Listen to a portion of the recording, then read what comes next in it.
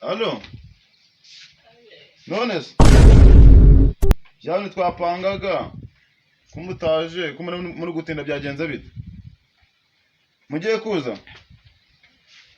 Sawa. Umva se. Yego mwa. Turaje twari tumaje kwitegura turana gato turaje.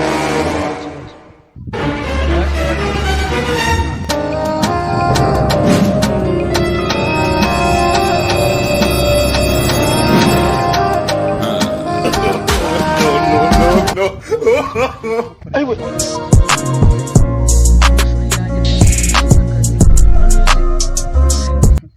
Ntabyo uzi wowe nagatangaza tumugereho. None se umva mubaze ufite iyihe Mana tugende twateguye kugira ngo ngende bize kumubwira ko Imana ari yo gusenga kugira ariko kumbaza ibintu byinshi yumve ko ndi umunyamasengesho sibyo se siko ibintu bimeze.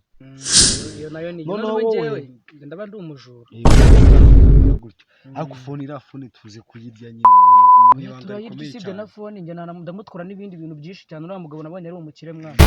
Imana abantu agaragaza impano z'abantu urumva nanjye ndashaka iyangizamo kandi ngiye nta mpano mfite usibye kumwiba gusa. None umukire yanaturogesha ariko nta kibazo reka tumugere.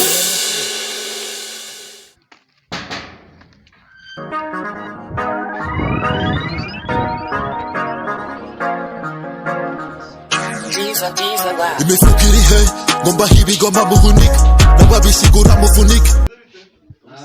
Makuru. Mwageze se? Mwageze. Bite sha? Amakuru. Bose muje kuri ya gahunda twavuganye. Mumaze mwishedo gatatu.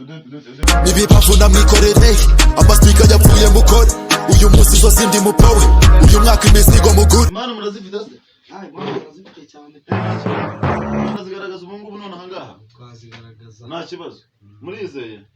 Bose Imana ufite niye? Yewe. Mana ufite niyo gusenga. Cyane rwose abantu bagakizwa nta kibazo umuntu agushyira yakurisha hiti bigakunda. N'umugore we n'abana basengera gakora bakizwa. Wewe Mana ufite niye?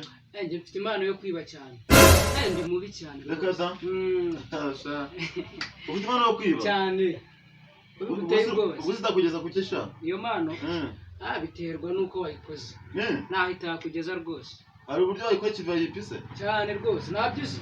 Ntabyo nzi rwose ntabwo nzi umuntu impano yo kwiba. Ndapfuye n'ibipanga ahubwo. Sawa. Buriya sha. Buriya ngo ufite impano yo kwiba? Cyane rwose. Uyu wo gusenga we ntabwo namwibandaho cyane kuko n'ubundi impano zo gusenga zo zabaye nyinshi. Noneho ufite impano yo kwiba? Ariko icyo ushaka si impano. Wabigaragaza se? Cyane rwose. Reka. Kugira ngo mwemeze nyereka phone yawe. Phone yanjye?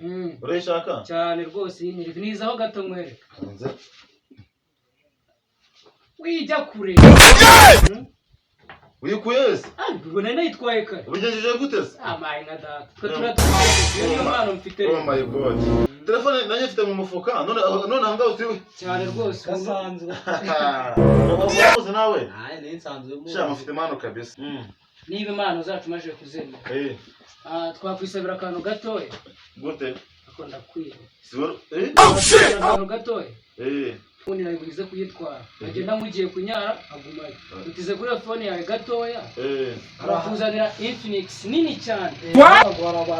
Arabaze kugura ndatwika. Mukoresha iyi ngiyi se? Tukagenda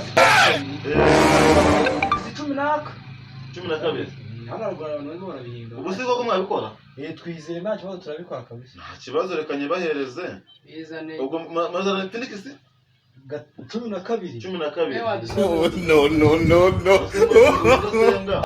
Ibyo kwiba wabiza. Genda muherekeza gusa ariko nta kibazo. Mama uri kumwe nta kibazo. Ntabwo reka ngiye kuyibahereza muzana Infinix 12. Cyangwa jewe ngenda sigara gusengera ntacyo. Oya turi bujyane. Oya nta kibazo mugende muzanzanira telefone nini bite yingiye. Murakoze cyane. None wanaha ni minota 3. Sawa ubwo nyine kwa. Nta masegonda.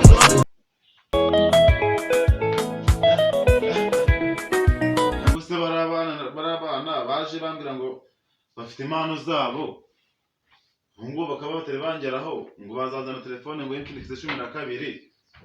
Ngo uko telebazo bose banekeye imitwera. Ati imitwera yabariho. Iyi telefone maze kuyigera.